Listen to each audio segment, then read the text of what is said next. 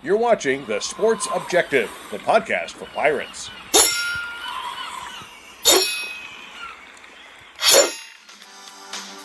You're listening to Absolute Empowerment with Coach Jeff Connors on The Sports Objective. Join Coach C, the USA Strength and Conditioning Hall of Famer, every Monday night as he and a variety of guests, including former players, former and current coaches, pastors, and others, will discuss relevant issues in coaching today's athlete, with the goal of equipping the athlete and those coaching them with the physical, mental, and spiritual armor necessary to live their best life. Here's Coach Connors. Welcome to Absolute Power. Tonight's a real special night. Again, because we have with us one of the toughest, hard-nosed players that I ever coached at the collegiate level. Outside linebacker for East Carolina University, Matt Semenza. And Matt, I'm just overjoyed to have you join the program tonight.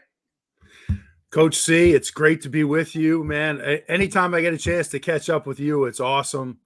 We have a lot of memories together now for 25 years, I guess. I can't even keep track of the years anymore, but definitely looking forward to catching up with you tonight. I'm sure we'll have a lot of good stories. No doubt. Well, Matt, you are from New Jersey. When I was at Bucknell University, one of my responsibilities, which was kind of crazy for a strength and conditioning coach, but I was the recruiting coordinator for wrestling.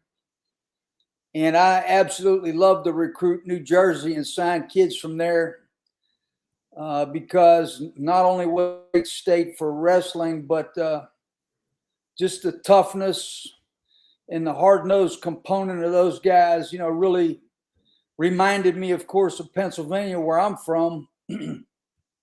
So I'm a little biased toward that whole area when it comes to high school and collegiate athletics, as far as the passion that people have for athletics, the willingness to work and sacrifice.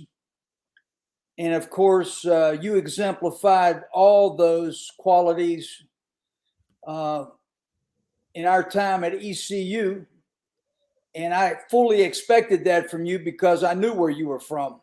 So along with the fact that you've got that Italian heritage as well. So that was another factor that I was kind of biased toward, of course, because, I grew up with a lot of Italian people in Western Pennsylvania, along with Polish people, Irish people, and a whole lot of other people from, Eastern Europe. All my family were coal miners. I think we've discussed that a little bit. Oh, yeah. But love for you to tell us a little bit about New Jersey. There are some stereotypes about New Jersey people. So let's talk a little bit about that and dispel the myths and get down to the truth. So tell me a little bit about Jersey. Yeah, I mean, there's definitely a lot of stereotypes, and some of them we like, some of them we can't stand. Like the one we hate is that there was a show, Jersey Shore, a few years back. Yeah. And that show was just, that was not true New Jersey. That was like a bunch of like Staten Islanders or, wherever they were from. I don't know. But they kind of gave us a little bad rap there. But, like it's funny. You watch the show The Sopranos and there's a lot of New Jersey in that show. Some of it, doesn't represent us well, but some of it is pretty accurate. Right. But honestly, New Jersey was a great place to grow up. It is an awesome place to live. I think, the Jersey Shore, anybody who's ever been to like places like Long Beach Island and, Wildwood and places like that, it's an awesome place. And it sometimes gets a bad rap, but I get very defensive about New Jersey when people start to make fun of it, and I defend it. But it was an awesome place to grow up. I wouldn't have it any other way. Well, tell me some things about your neighborhood growing up, and maybe a little bit about your mentors for athletics, and love to know more about your family growing up. Let's go there for a few minutes. Yeah, I mean, my neighborhood was awesome growing up. We lived outside, Coach. We would go outside in the morning, and we were outside all day getting into everything. every type of sport you can imagine. I mean, we had at any given time there were 10 to 20 kids outside, and we were always doing something, like coming up with things, street hockey, football, tackle football games, basketball. We were riding our bikes everywhere. It was awesome. And like, that's actually where I really developed a love for football, because we would get together in the neighborhood, and there was a field down the street, like down on the corner of the street. And it was about 50 yards long. And we would get like 10, 15 of us down there, and we would have tackle football games, and we would just beat the hell out of each other, from a young age. And it was awesome. It was awesome. The kids in the neighborhood would organize it. We didn't need our parents to make phone calls and do all that stuff. Like, we would organize this stuff, and every day it was just something different, and it was an awesome place to grow up. It really was. I had a great childhood, but my childhood was definitely outside. Like, we were outside every day. And I think, kind of like you, Coach, I think one of the similarities we have is that both of our dads were high school football coaches. Yeah. So my dad was a high school football coach for 15 years or so, and a big part of my childhood was going to his practices at nights. I would go the team. I was probably 8, 9 years old, but the team would bring me in as one of them, and they would make me run routes, and they would get me involved, and I had a blast. And I was at every game on the sideline and in the locker room for pregame speeches. And I'm sure you can relate to this. At nights, my dad would be breaking down film, but it was like that. Oh, I guess it was like 8mm film, black and white. Oh yeah. Oh yeah. Yeah. 16 millimeter, probably. 16mm, and it would make that tick noise. Remember that tick noise? Tick, tick, tick, tick. Yeah, I heard that tick noise many, many times. Yeah, I can still hear it in my sleep. And but it was awesome experience, like just growing up like that, having a dad as a coach. And I had an awesome parents. My mother was just incredibly supportive of everything I did. And my dad was at times tough on me, like your dad was on you, but it was always to kind of bring the most out of me. And so life was great in New Jersey. I mean, just had an awesome experience, from the time I was a little kid all the way up through high school. And really, really enjoy looking back on that. Absolutely. When I was growing up, my dad would take his team to camp up in the mountains in the middle of no man's land somewhere every year, put them on a bus, and go 3 days for about, I know it was a good week. Oof. There was no escape. And when I was in 5th grade, I think I started to suit up in full pads for every practice with the high school guys. Of course, they wouldn't let me hit with them, but I had to go through all the drills and just the whole mentality of it. I started to learn. And then, of course, I love going around hanging out with those guys in the cabins and so forth. Yeah. And some of the things I was learning probably was not good as a 5th grader, but, I grew up fast. But I had to grow up fast in football too, But yeah. I'm sure you were exposed to a lot of things at a young age that a lot of people didn't get until they were much older. So yeah, no doubt about it. Yeah, I got exposed to a lot of curse words being in that locker room at a young age that I hadn't heard before either. But it's all good. It's all good. Yeah, well, do I think there's a place for profanity in coaching? No, there shouldn't be. But, the way we grew up, it was there, pretty much every day, all day. That was part of the deal. So that's all I got to say about that, Yeah. And, that's kind of was part of it. Yeah, no doubt. I mean, we the coaches I had in high school were pretty good about that, like not cursing too much.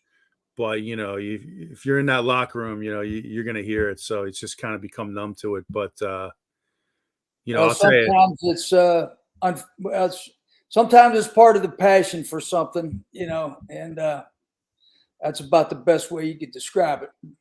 oh yeah, absolutely. So, tell me a little bit about growing up in an Italian household and a little bit about Italian cuisine. Oh yeah. Well, I don't know if you know, I cook Italian food. And I pride myself. I'm serious. I say I cook the best meatballs on the East Coast, and I'm very proud of that, Coach. Very proud of that. Yeah. So I do like to cook, but my Italian heritage means a lot to me. I had I guess you would say, like, the stereotypical grandmother. My Nana, as Yep. I called her. I think she was about 5'1", but you didn't want to cross her. Like, if you got her mad, she would let you have it in a big way. Like, I was scared at times, what my little Nana might do. But she was kind of the cook of the family, and she was always in the kitchen. And a lot of times after school, I would actually ride my bike to her house. She lived like a mile down the road. I would hop on my bike. I would go to her house, and she'd have food cooked up for me. So, like, a lot of the things we did in our family, we would get together and have dinners and sit at the table for hours, and just, you would tell stories. And a lot of those were Sunday dinners that were really meant a lot to me. That tradition, like the Sunday dinners, I wish that's something I could bring back, but those things were really important. And just a lot of those things revolved around food, really good food, stories. You would hear all the stories about the great grandparents and the grandparents that migrated from Italy during that time. And we had a lot of pride in our heritage. So it's definitely something that I've tried to kind of pass down to my kids as well. And hopefully that's something they appreciate too. One of my best friends growing up, Andy Ratusi, I was just in his third wedding in Nashville. Wow. But he prides himself in making homemade ravioli. Nice. That's what he's into, and it is incredible. I will attest to that. But Coach, I'll send you some meatballs. I'm going to pack them up. I'll send them down there. I just got to figure out a way to get them to you, so they're still good. That's what I'm talking about. But I don't know if I hear that your mother is still famous for the sausage and peppers that you used to bring back from Jersey when you went home for a break. Absolutely. That, Yeah, I've my heard mom. that. Yeah, yeah. I'm guessing Andrew Bays told you that, because he was a big fan of the sausage and peppers, and to the point where, like, he would ask me, like, when I would go home, he'd be like, "Man, can you have your mom whip up some sausage and peppers and bring them back?" So she was very good at that. That was a kind of a staple in the household. So Yeah. Bays loved that, man. He loved it. And Bays was he was your roommate, right? He was my roommate. I think for, I guess, about a year and a half there. He was, and I probably drove him a little bit crazy at that time. With because that was actually the year I was finished playing football. So that was my 5th year at school. I was still finishing up academically, but he still had one more year of eligibility. So I was kind of making up for lost time, doing some partying that year, and enjoying the life of just a regular college student. But he was still playing, so I think he had to deal with that a little bit. Some late nights with me coming in, but it worked out for both of us, right? Well, I did hear the story about when you were all prepared to have a night to yourself, and you had all your food laid out, and you had I guess maybe you're going to watch a game, and you went to the kitchen and the dog, Andrew's dog, ate all your food. Yeah, I wasn't too happy about that. I'll tell you that, man. I had a little spread laid out. He got this dog. It was a lab. It was a chocolate lab. Yeah. And man, this dog is a great dog, but it ate everything in the house. I mean, everything: the couch, the cushions, the pillows, and then it started eating my food, which that was just one of those things. But yeah, I wasn't too happy about that. Good stuff, man. I'll tell you one other story, Coach. When me and Bays lived together, that is really kind of interesting. He had gone home with his girlfriend one night, and so it was just a regular night. I went to bed. I was asleep, and he came back early the next morning, and I hear him like knocking on my door. I'm like, "What's up?" And he's like, "Did you have a party here last night?" He's like, "Did you have a party last night?" And I'm like, "No, what are you talking about? I just went to bed. Like, you're just waking me up now." He's like, "The house is ransacked." So I'm like, "What are you talking about, man?" So I get up out of bed. Turns out in the middle of the night, the house had been robbed. Wow. I had stuff missing from my bedroom. Whoever robbed the house came into the bedroom and took money off my desk while I was asleep. I had no idea. Wow. And it's just one of those things that sticks out. Like, I'll never forget him coming in saying, "Did you have a party?" No, I didn't have a party. Somebody ransacked the house in the middle of the night. So yeah, that was over at, if you remember, Tar River Apartments. I think they're no longer there because the hurricane wiped them out. Yeah, I remember that. Yeah. So yep, this is another story from Greenville. Well, I have one parallel there myself. George Kuntz got me tickets to the Super Bowl. I went down, and hung out in the place I was staying. I woke up in the middle of the night. There was someone in the room, and I jumped out of the bed, and they sprinted out the door. But yeah, they got my watch, and that watch was right by my head, on the stand. So yeah, scary stuff. But Absolutely, yeah, it was. I'm glad I lived to tell about it. Seriously. I always say if I woke up, that guy might not have lived to tell about it. Yeah. Well, I didn't even. I mean, like, I didn't even know what was going on. First you wake up. It's a foreign place, so you don't even know where you're at. First of all, you think you're Right. back home. And then, of course, we had been Super Bowling it all day, so you're tired. But yeah, that was a frightening experience thinking back on it. Yeah, no doubt. So a little bit about your high school playing career and up at ECU. Yeah, so I went to a high school called Raritan High School in New Jersey, and really had a great time. We historically had a very, I would say, a down program for several years before I got there. And my freshman year, we brought in a new head coach. His name was George Tardif, a guy who had a big impact on my life. And he was an old school guy from Jersey City. He grew up very hard, and he basically, when he came into the program, he wanted to put his stamp on it. And so his big thing was like instilling old school values, just little things like when you shake somebody's hand, you shake it firm and you stare them in the eye. Yeah. He taught us how to be men, and he did a great job with that program. And within 2 years, I mean, by my sophomore year, we were back to respectability, and by my junior year, we were in the state playoffs. I mean, he just did an awesome job. So I had a great experience in high school, and had an awesome defensive coordinator by the name of Joe Barth, who I still talk to this day. And he was awesome to play for, because like when things would break down, I'd come off the sideline and be like, "Coach, what do you want to do?" He'd be like, "Just go kill the quarterback. Just go kill the quarterback." Be like, "All right, I'll go try to kill the quarterback, coach." So, like, I had free reign to just go play football, and it was awesome. It was a lot of fun. And, I played basketball too.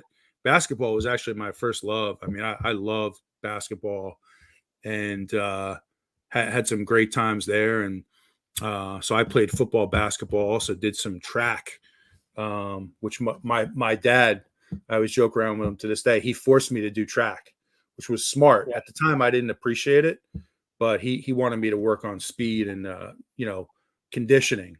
So I was doing track as well. But yeah, high school was awesome. And it was interesting at that time, East Carolina, who, growing up in New Jersey, I really wasn't familiar with East Carolina. I mean, I had heard of it, and I knew that, so this was 1993, my senior year. I knew 2 years before that was the year, the Peach Bowl team. And that, you were obviously there, and I had heard about it, but I wasn't too familiar with it. And it turned out that East Carolina was recruiting New Jersey really heavily my junior and senior year. And Coach Doug Martin that was his territory, New Jersey. And he was recruiting a bunch of guys that, Pirate fans will know, guys like Scott Harley and Danny Gonzalez, to name a few. And I mean, there were so many that came, Dion McKeithen and Shep Sapaniak and myself. I mean, there were a bunch of us that were getting recruited from New Jersey at that time. And, I kind of hit it off with Doug Martin pretty quick. And that was kind of like what opened my eyes to East Carolina. And at that time, I was like, I don't know if I want to go south. I was like, I knew New Jersey. That's what I knew. I knew the Northeast, and wasn't really too keen on going that far away. But, he asked me to come down on a recruiting visit, and, I loved it. And, and that was history. That's kind of how it all went down. Well, Doug did a great job bringing some quality guys down from that area. Yeah. Well, I was kind of wondering maybe about, everybody can recognize your great passion still for the program. And because you are still heavily involved and have been following this program relentlessly since you graduated, from everything that I've seen. And, that type of commitment to the program, and I guess you could say a fanatical interest. Talk about that a little bit. How did you develop a fanatical interest in the program? What was it about it that caused you to care about it so much at this point? How many years later? Yeah. Well, to be honest, Coach, you had a ton to do with that, because, what we went through as players at East Carolina, I mean, it wasn't for everybody. It was a blue collar program where, you had to roll up your sleeves every day. I mean, there were no off days, and there was nothing was given to you, for sure. I mean, you had to earn everything you got. So,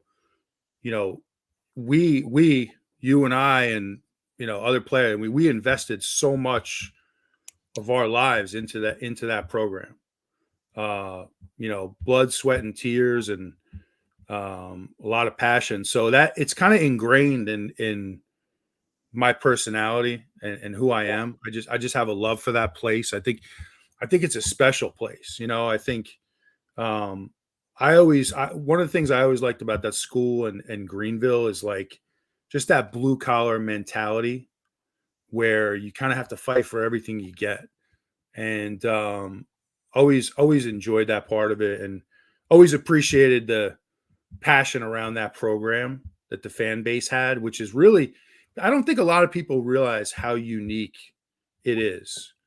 I mean, people down there love East Carolina. They love it. And that's not common everywhere you go. It's really, especially in the Northeast, I'm 20 minutes from UConn, and I mean, UConn basketball is fantastic, but in terms of football, nobody really loses sleep over it. You don't really hear a lot about it, but when you get into Eastern North Carolina, it's ECU, and there's a love for it. So I kind of soaked that all up, and all those experiences, I just have a love for the place, and for college football. So all these years later, it's still ingrained in me. I mean, I just really enjoy following the program. I like to talk. I love to talk about football. I could talk about football all day long. I love the X's and O's, and just watching programs build. And so there are some days where I wish I wasn't so into it. Like, Saturday night, when we lost that game, I wasn't in the greatest mood still, which, is kind of crazy all these years later. Yeah. But, I think that's probably something that's going to be with me, and, probably for the next 30 years too. Well, I'm right there with you, man, because I've always been nuts about football. And, I only knew how to be committed one way, and that was the only way. And that's when I played in college. Right? And I talked to my college coach, an hour ago on my way, home from Raleigh. I'll talk to him how many years later now. I graduated in 79, 80, right in there. So, yeah. I was just completely nuts about football. I loved where I played in college. When I got to ECU, what I recognized was this place, we got a lot to do here. We got the beach, we got warm weather, but the mentality is the same way that I grew up in Western PA. And I wanted to foster that, build that even more, and bring that to ECU, at the highest level I possibly could from my experience growing up and my experience in college. And that's what I had hoped to do. And, and I feel good about that, because we had a lot of success, and the guys worked really hard in the off season. There's no doubt in my mind that every was in, and, everybody was willing to make the commitment, but I related to guys like you so much because I knew where you were from. It was a similar place that I had come from. And, we love this stuff, man. So that's why, when I retired, I'm like, okay, where am I going to live? Well, I could go to the beach. I got a house there. I could have moved somewhere else, I guess, and stayed in the profession a few more years. Or, Coach Fleming, of course, offered me a job up there at Rhode Island. And I would love to hung out with Flem a few more years, but it was time for me to get out. And but I that's the way I think about it, is that all those things that we treasured growing up and were important to us, we found that here. So I don't forget, and I don't forget guys like you who were in the program who felt the same way and still feel the same way about the program.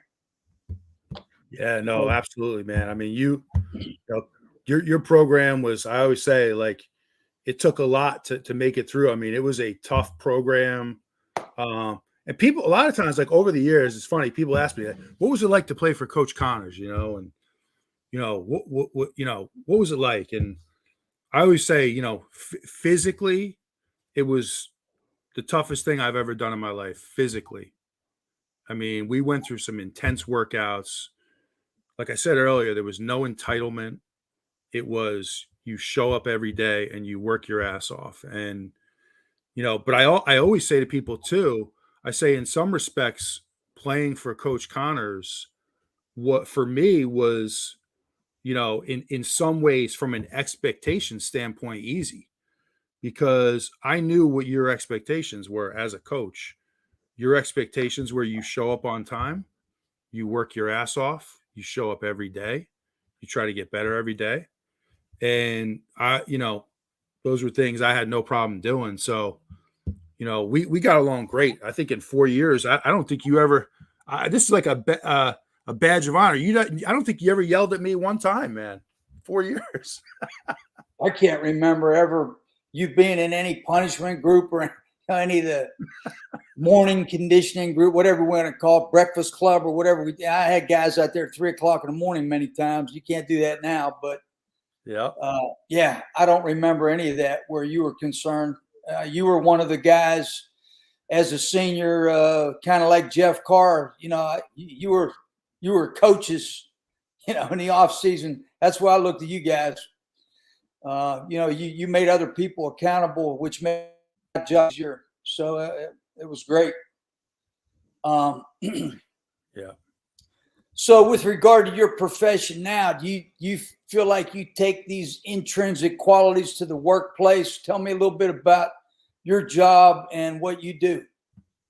Yeah. So I work for a company called Align Technology, which is actually headquartered in Raleigh, North Carolina, right up the road.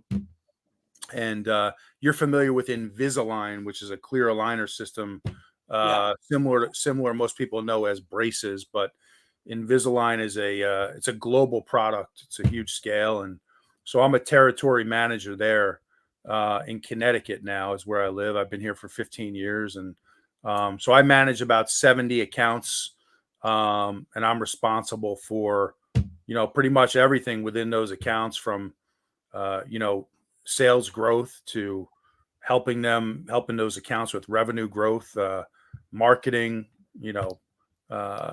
education, product education. So it's a very intense job. And, one of the reasons why I got into that profession is because there's a competitive nature to it. Yeah.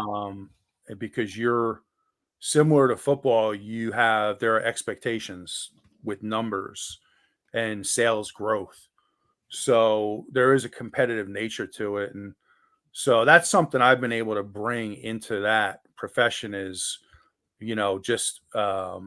that competitive nature in terms of like growing business and, just in terms of like, you have to work hard. You have to work hard, nothing's given to you. You have to be able to be accountable and all those things. So there are things I pull every day in my life from my experiences in college, going through the football program at East Carolina. So I'm sure just about everybody who went through that program will tell you the same thing, I'm sure. Right. Yeah, and I think everybody learned a lot of valuable leadership principles from Coach Logan. And Coach Logan, I'm so thankful that he gave me carte blanche when I was there. He just turned me loose, let me do what I wanted to do, say what I wanted to say. Can't tell you how enjoyable that was to have that freedom, within a program. And, I really was very, very loyal and dedicated to him for that reason, there's a reason that he is the most winningest coach in the history of East Carolina University. No doubt about that. Yeah. I feel like we had a special group of coaches at that time, like you think about all the coaches who at that time were young assistants who went on to become head coaches at other places, and then coach in the NFL too. I mean, we had a ton of guys that I'm if I'm trying to remember back, but I'm assuming that was like, one of their first or second jobs early in their career. And they were able to parlay that into, many things. Like Chuck Pagano comes to the top of my head. Yep. Had a ton of success in the NFL. And so many guys like that, Jeff Jagosinski, who became the head coach at Boston College, and Coach Logan went with him, and they had a lot of success up there. And, you follow that program, it really hasn't had much success since then. It's kind of been very up and down. So, we definitely had good coaches, young, hungry, who were on the way up, and it made for a great program. No doubt. A ton of them were successful at the highest level. So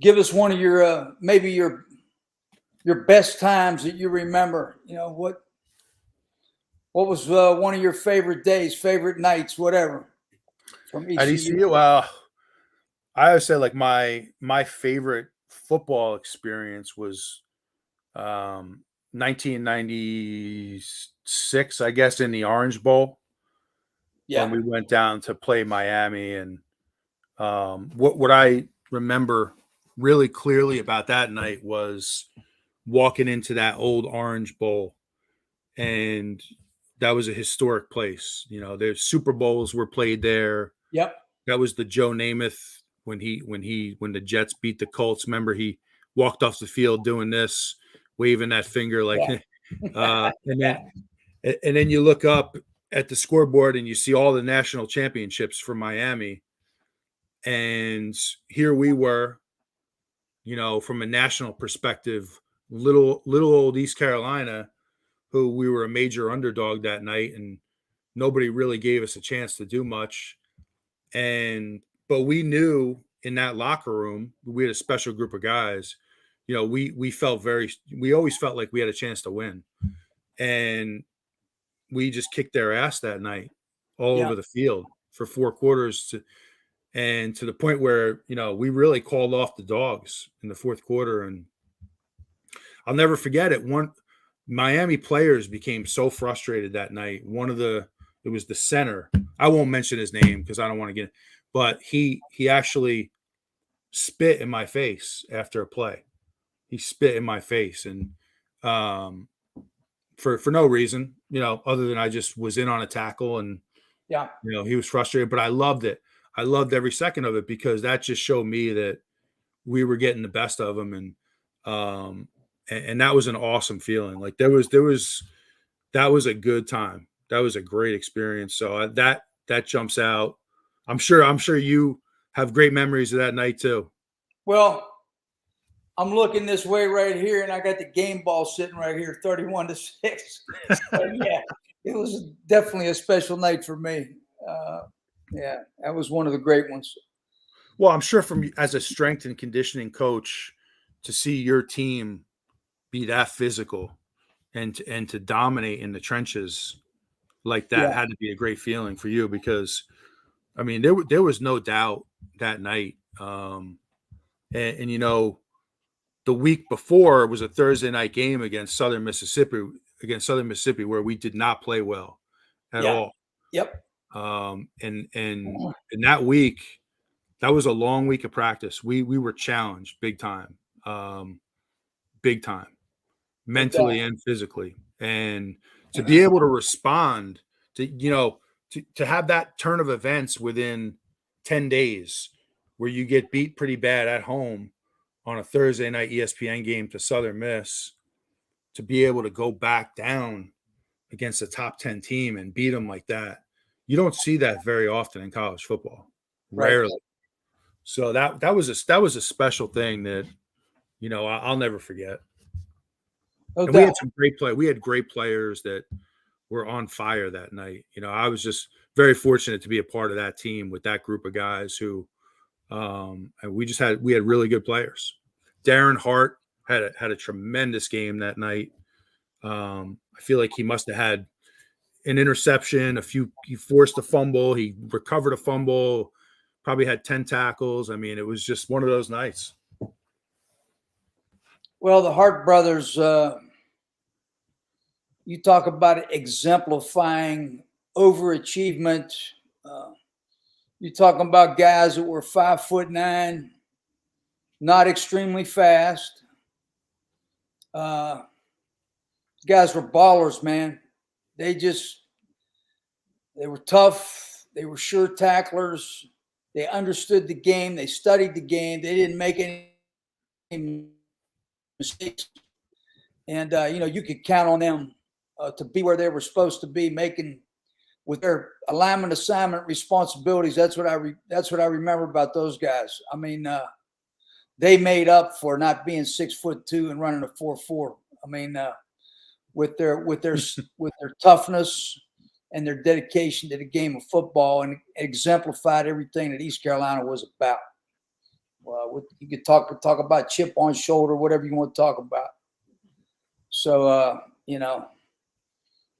I got their pictures in my garage. I got your picture in my garage. I got about 90 of them in there. But yeah, I like sitting up there and during my workout looking at you guys.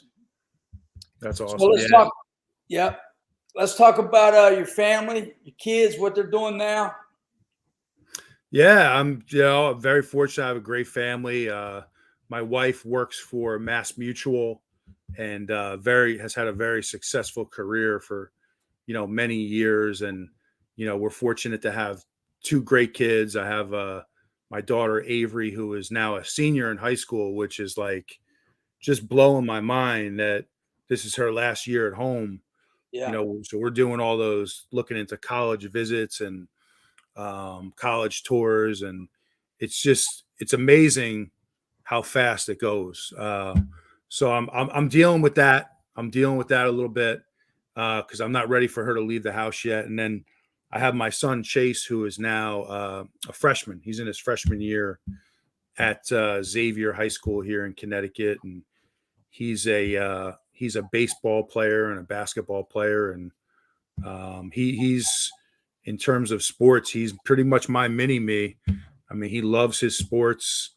He has very high hopes, aspirations of playing major Division I baseball in college. That's his goal, and he works really hard at it.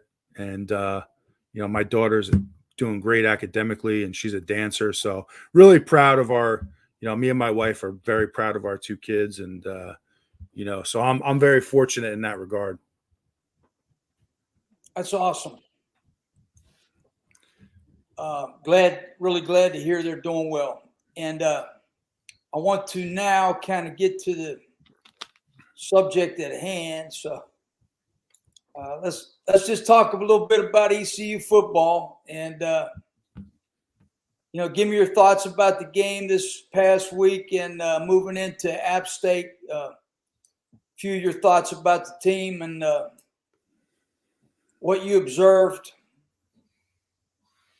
What do you think? So, I mean, my big thing about this team coming into this year was I looked at the first four games, and I really felt like coming out of the first four, we had to be at worst 2-2. That was kind of what I anticipated at worst. I figured if you could come out at best, if you come out of that 3-1, you're in great shape for the season. But this is a young team. It actually reminds me a little bit about our 97 team. Because in 96 we graduated so many great players. Yeah. And in 97 we had a lot of turnover. So there were a lot of new faces. And it took several games to kind of find our footing that year. And I kind of see this team the same way, but my goal for this team was to come out 2-2 in the first four. I thought last week was a bad loss at home. I thought that Marshall game was a game we should have won. It was pretty ugly from an offensive standpoint. And this is a team that's going through a lot of growing pains right now at quarterback. Just not have the experience right now at that position. And then you have a lot of new faces on the offensive line and at wide receiver. So the offense right now, I think is, you look defensively, you feel pretty good about where we are, especially the front seven and their ability to stop the run. Very impressed with that. But offensively right now, we're really struggling. And if they're going to win this week at App, they better fix it in a hurry, because this App team is no joke. And they, especially at home, and they have a really good system in place there that they've had for many years that I actually really love their offensive system. They run a lot of that, outside zone stretch, and they get that going, and then they start working play action off of that, and then they can go over the top. And it's a fun offense to watch. And so we better be prepared this week. And, I think it's a winnable game? Absolutely. I always feel like every game is winnable, but East Carolina is going to have to make some changes this week offensively. And I think one of those might be try Flynn at quarterback and give him a look, and see if you can get something going at that position.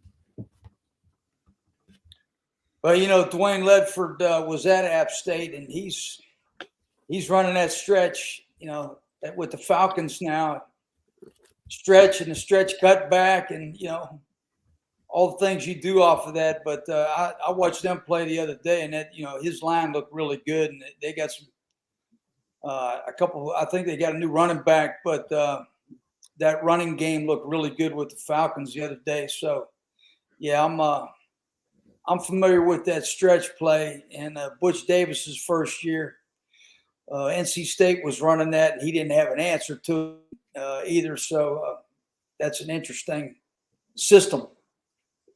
Yeah, I defer any criticism of anything at ECU. I mean, I just keep it positive. I've coaching there for 18 years. I'm not going to criticize anything. Basically, all I have to say is I really respect the defensive coordinator. I think he's done a great job since he's been here.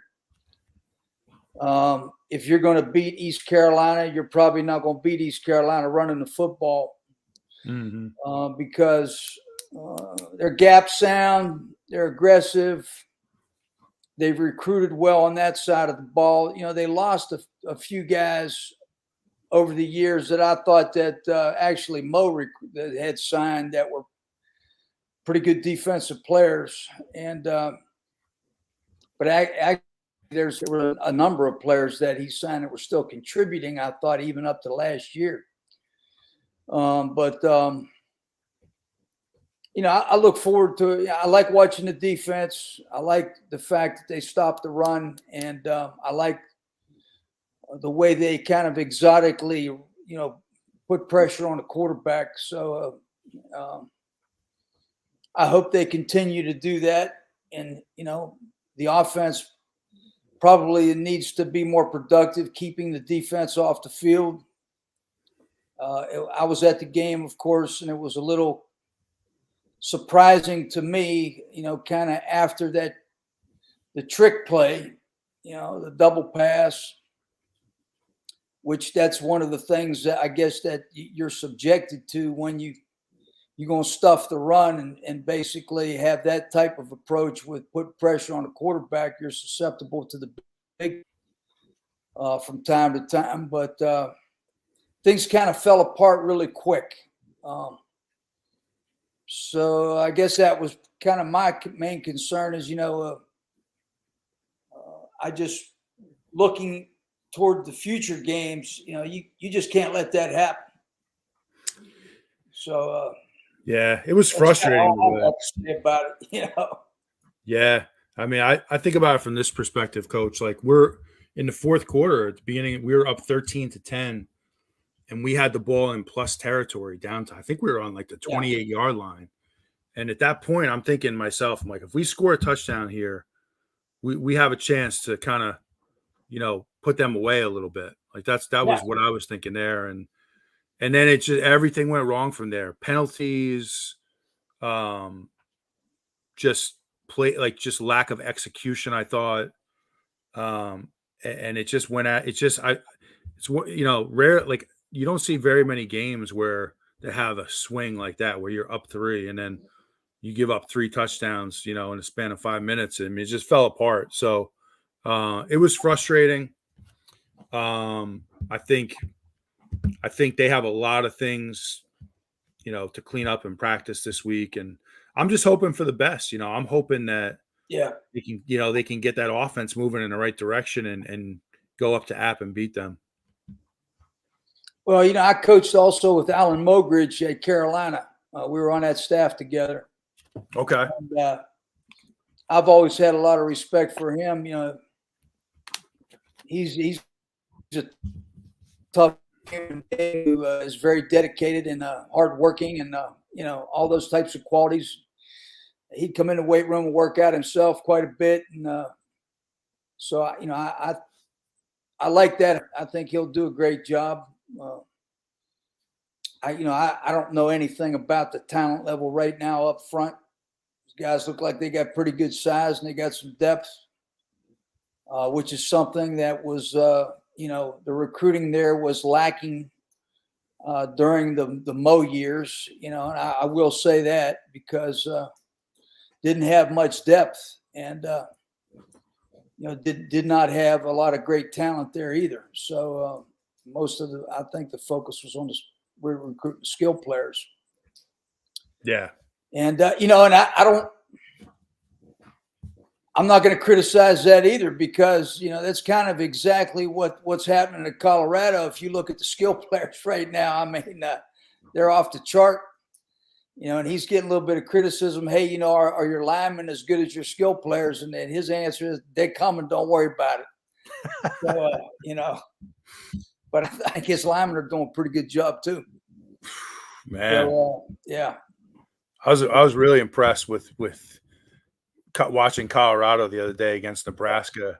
I like their system a lot, what they're doing offensively. Yeah. Kind of reminded me a little bit about like when Art Briles was down at Baylor. He would spread the field so wide. The receivers are almost touching both sidelines. I mean, they're split out as far as you can go. And it just creates so much stress on the defense. It spreads you out. And then with that quarterback, Shador Sanders, his ability to run, it opens up lanes for him up the middle. And I really like that system. Deion, he's got it going, man. You got it. Yeah. The future is bright in Colorado. And how awesome is that stadium? Have you ever been out there? Oh, with the mountains in the background. That place looked amazing. I haven't been there. I've been to some other places in Colorado, but I've never been to that stadium. But yeah, they got it rolling. So got a couple more minutes here, but we're going to be wrapping it up. And so at this point in the season, just tell me what you think about the rest of the season. I saw where which was kind of shocking. What are some of the things, in your opinion, that East Carolina's got to do to win enough games to go to a bowl this year? Yeah, I think they got the biggest thing I see is they need to sort this quarterback situation out. And, I just, I think if it is Mason Garcia, I think we need to play to his strengths a little bit. And, by all accounts, he's got a very strong arm. So I think we need to use that arm a little bit and stretch the field and start throwing some deep balls and putting some pressure on defenses. And if it's Flynn, to me, I thought he looked very comfortable out there. Yeah. So I think I have a feeling he's going to get the start this week, but I think that's the biggest thing. And, we got to start running the football a little bit too. It's just, we're just not running the football. And so I just think it's going to come down to offensive execution. Got to find a way to score some points because, man, in this modern college football, like you can play great defense and still give up 30 points. Because offensively, the coordinators are so dynamic now with up tempo and the plays they're calling. So you have to be able to score points now. And so I think that's the biggest thing to look for here. And, I feel like from a talent perspective, we definitely have enough talent to win 6 games and get into a bowl game. Yeah. But it's, missed opportunity last week at home against Marshall, I thought. And now, you better be competitive this week, and then you better beat Gardner Webb in 2 weeks to get, really get things going. So, I mean, it's I think this team, like, they're going to have to earn everything they get. I don't think anything's going to be real easy this year. But let me just say, Coach, let me back up for a second, man. Just want to tell you, it's awesome to be with you. I have a ton of respect for you. You had a big time influence on my life, and from a young age. I came to East Carolina at 17, so going through your program for 4 years was awesome. A lot of great memories. Some of my favorite memories with you are pregame. Some of those pregame speeches you gave. You know, they got pretty intense, man. How about the time you brought in boxers into the locker room? Yeah, well, it really was a unique responsibility that I fell into. Friday night, the Friday night talk.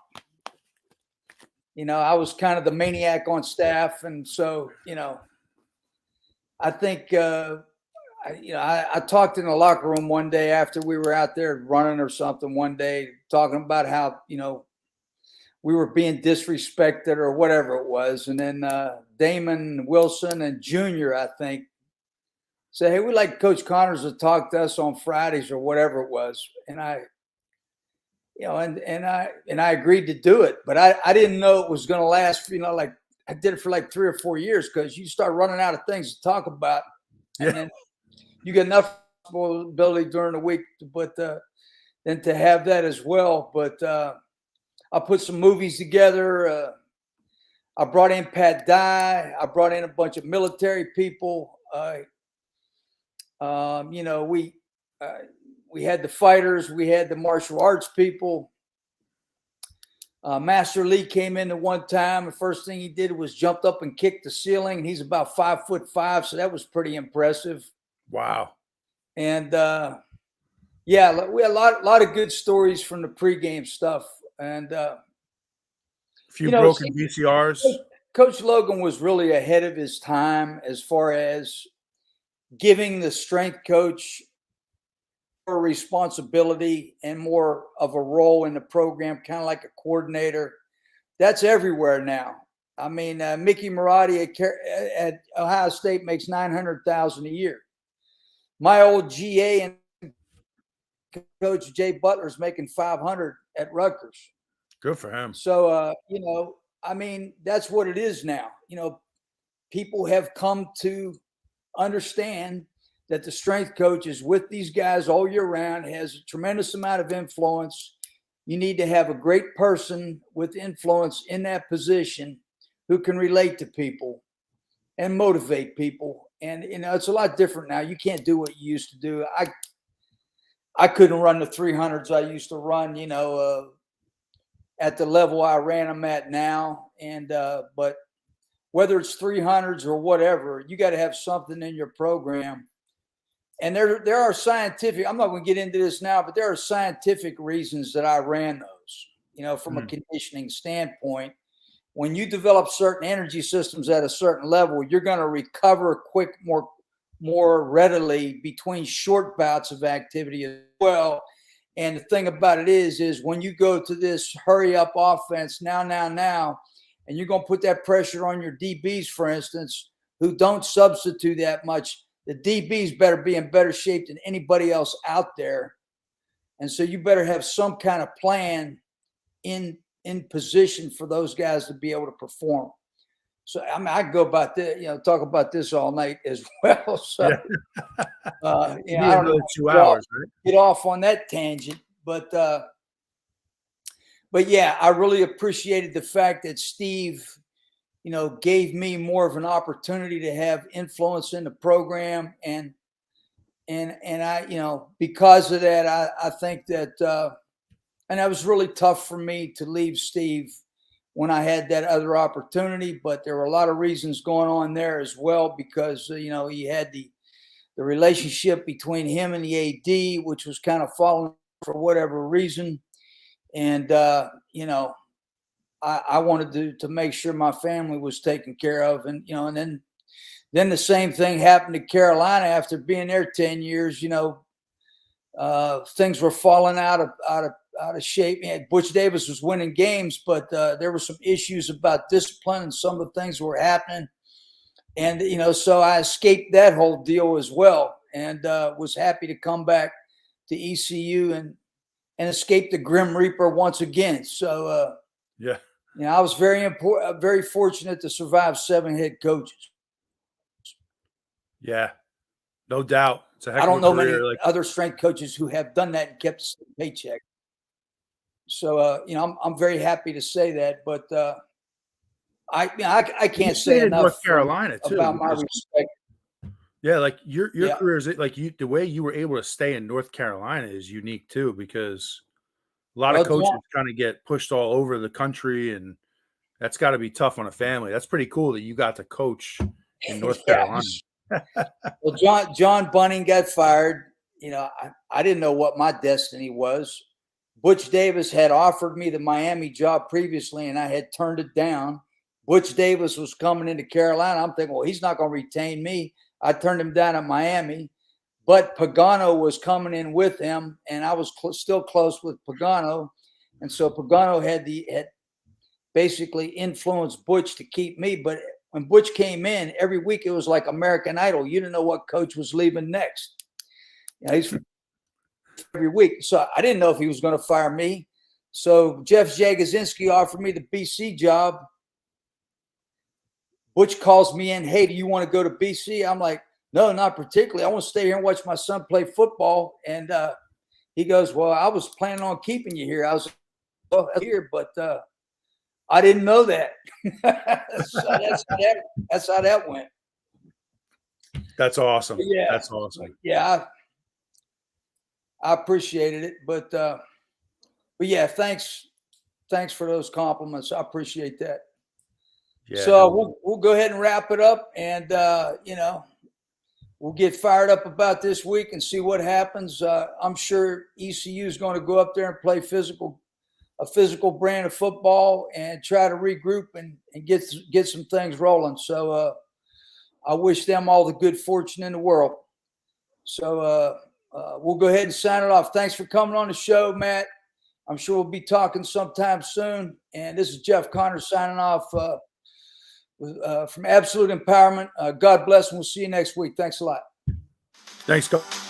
You've been listening to Absolute Empowerment with Coach Jeff Connors on The Sports Objective.